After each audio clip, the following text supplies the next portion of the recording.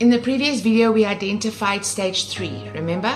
The dark place where the excitement is gone, your account is bruised, and you're staring at your broker's MetaTrader 5 uninstall button. Before you do that, please first give me a chance to change your mind. Wanting to quit doesn't mean that your strategy is shonky or that your trading skill is ropey. It just means that you have reached a psychological breaking point. And if you don't understand it, you will keep restarting this journey over again. This channel isn't about strategies or indicators. It's about the psychological shift needed to be a successful trader. If you are here, it means you need that shift. At the end of this video, I'll tell you about a free gift that I prepared for you. So keep watching. Today, we're going deeper. Because saying I want to quit is just the surface. Underneath that are 3 psychological forces happening at the same time.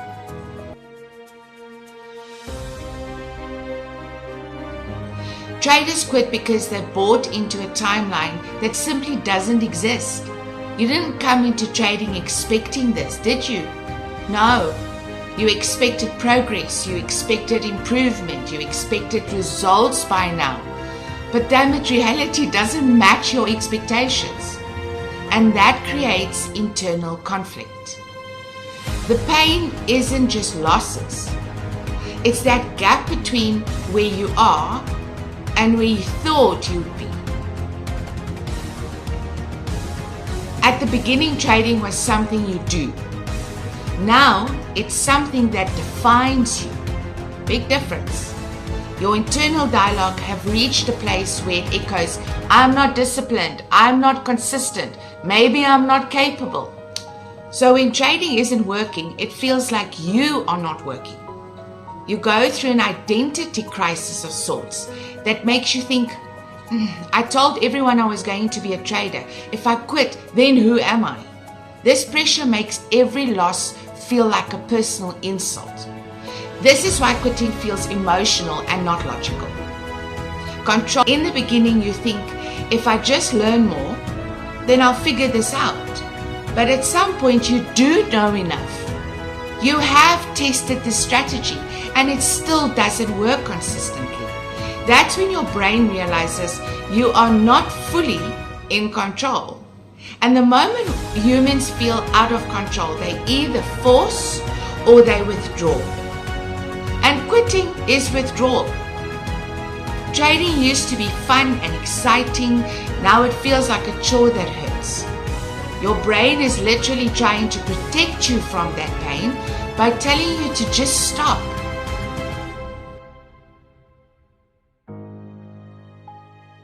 Here's where traders get it wrong. They interpret the feeling of wanting to quit as a sign they're not meant for trading.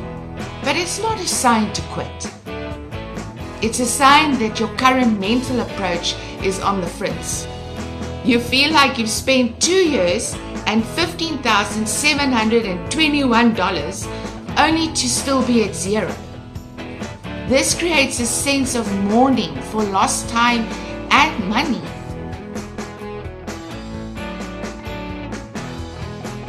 You don't need motivation, you need data.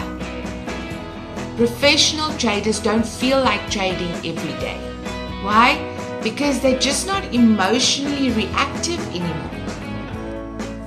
You, on the other hand, can get to that point by using the 100 trade rule. You aren't allowed to quit until you have executed 100 trades exactly according to one plan. People want to quit after 5 random trades, but you haven't failed at that point, you just haven't finished a proper data set. Right now, every losing trade feels like proof of your capabilities and a reflection of your intelligence. That's a thick brick wall, ain't it? Detach your worth from your P&L. You are not your P&L. The moment you stop judging yourself, I bet you your performance will improve. Most of you are trying too hard, over trading, over-analyzing, over-focusing on outcomes. The intensity of all of this chaos creates emotional volatility. So trade less, risk less, observe more. Calm traders last longer, and longevity is what creates profitability. Not sure if you're in stage 3? Okay, then ask yourself, is success making $1,000 today? Or is success, I followed my risk management today even though I was scared? If your answer is the former, then you are definitely still in stage 3. You cannot skip this stage. Trust me. Every trader who becomes consistent goes through a phase where they want to quit. This is not where traders fail. This is where traders are built. If they can navigate through this stage correctly. Before I tell you the story about a trader who lost 21 prop firm challenges, first I need to tell you this. If you find yourself in a deep hole mentally, then a practical action such as a reset will fix it. If you're at a breaking point, take a mandatory 1-week break. No charts, no YouTube, no Twitter. Our brain needs to regulate our cortisol levels. This is like a circuit breaker for your psyche. Downsize to upsize. If the pain of losing is making you want to quit, your lot size is simply too big. Drop to a meaningless size just to prove to yourself that you can execute the process. The trading journal audit. Stop looking at how much money you lost. Look at why you lost. Was it the strategy, or was it because you moved your stop loss? Usually the latter. Facing the truth reduces the mystery of your failure. There's a PDF link in the description with a psychological assessment journal template for your trading. It is self-explanatory, and this alone can help you overcome many trading struggles. Now, the story of the challenge survivor is about a trader I worked with who failed 21 prop firm challenges and suffered from panic attacks. This was before he stopped chasing vibes, as he called it. And during the time that we worked together, he started journaling his emotions before, during, and after every trade. After a full year of continuously failing prop firm challenges, he finally built the foundation to thrive with emotion journaling and started receiving consistent payouts. Isn't that great?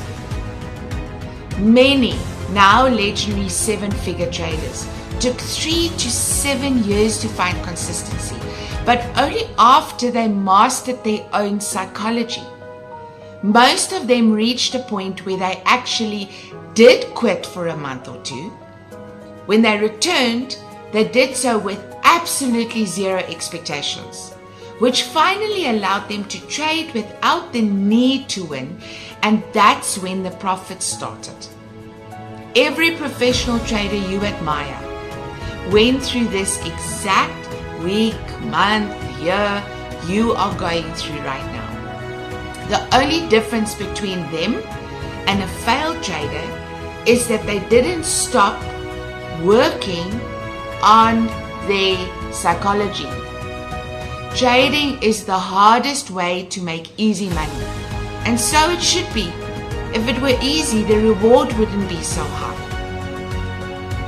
Go listen to part 1 of this Giving Up series if you haven't yet. All of this information I gave you today will then fall into place a little bit better. If you only remember one thing today, then it would be this. You don't lose if you don't quit, but you also don't win if you don't change. If you have enough courage to change and enough courage to succeed, then comment below, I am sticking to the process. That's it. I am sticking to the process. This is also the stage where most traders reach out to me. Not because they need better strategy, but because they can't see what they're doing wrong anymore. And that's the thing about psychology. You can't self-correct what you can't see. If you're in this stage and you're tired of going in circles, then you don't need more information. You need someone to break your patterns.